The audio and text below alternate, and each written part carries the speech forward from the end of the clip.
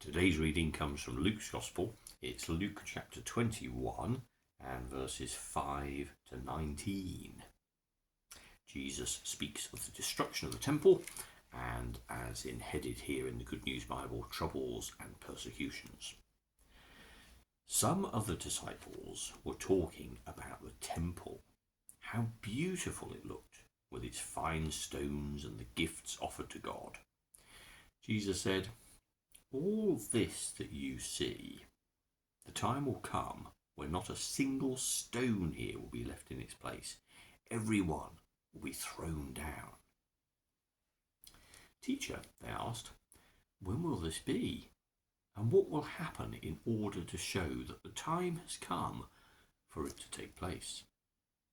Jesus said, "Be on guard. Don't be deceived. Many will come claiming to speak for me and say, 'I am he,' and 'the time has come.' But don't follow them.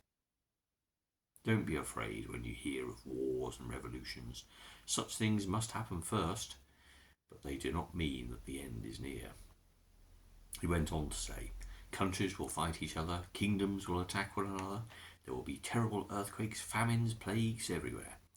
There will be strange and terrifying things coming from the sky. Before all these things take place, however, you will be arrested and persecuted. You will be put in prison. You will be brought before kings and rulers for my sake. This will be your chance to tell the good news. Make up your minds beforehand not to worry about how you will defend yourselves, because I will give you such words and wisdom that none of your enemies will be able to refute or contradict what you say.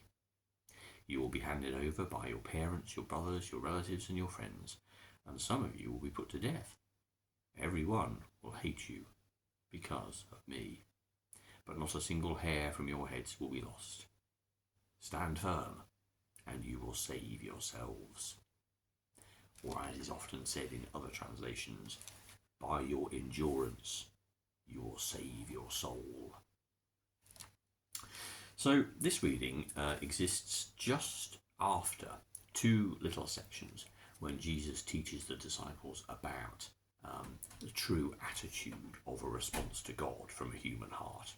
The first talks about the teachers of the law and how they like to parade around in their uniforms and their garb and all of their importance, seeking acclamation and affirmation from people and adulation even, and deference and people doffing caps and all that kind of stuff, and how wrong that is that they do that. Their punishment will be all the worse, he says. And then we hear about two people making an offering at the temple just before what the disciples ask Jesus. One offers all she has out of her poverty, and another drops in some coins from his riches. And clearly the response of who cares more, who feels that there is a greater call upon their heart. Well, clearly it's the woman who offers the smaller amount. So in these ways we get little lessons about a right attitude with God and a right response, and false attitudes in the case of the teacher of the law and of the richer person who simply comes and drops in a few coins, feeling that they've done their duty. And this is what a relationship with God is not. It is not about duty. It is not about seeking importance and status for yourself. It's not about elevating yourself.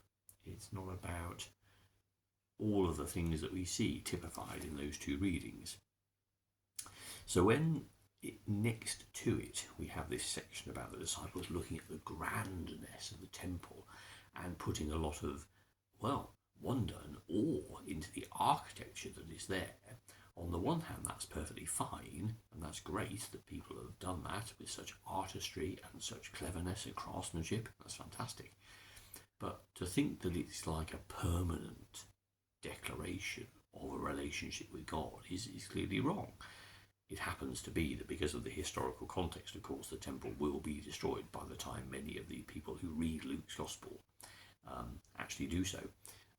And people can read all sorts of things into that. But I think there's also a sense of which the disciples look at that and say, there's the statement, of our love and adoration and relationship with God. And when Jesus says the law be thrown down, well, that's historical fact. It's also it is also a fact for all pieces of architecture. Nothing's going to last forever. It's all going to fall down, and then new things will be rebuilt. That's the different thing. Because again, the permanence of bricks and mortar don't really matter. They're just of their time.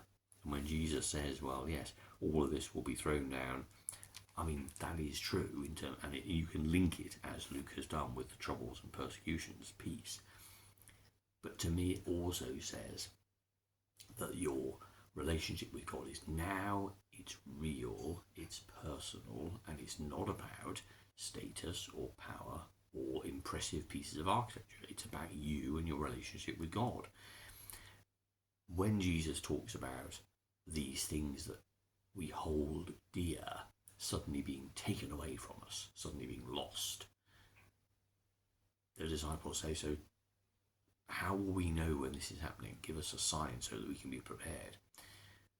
And again, Jesus really isn't saying that that's an important thing to know.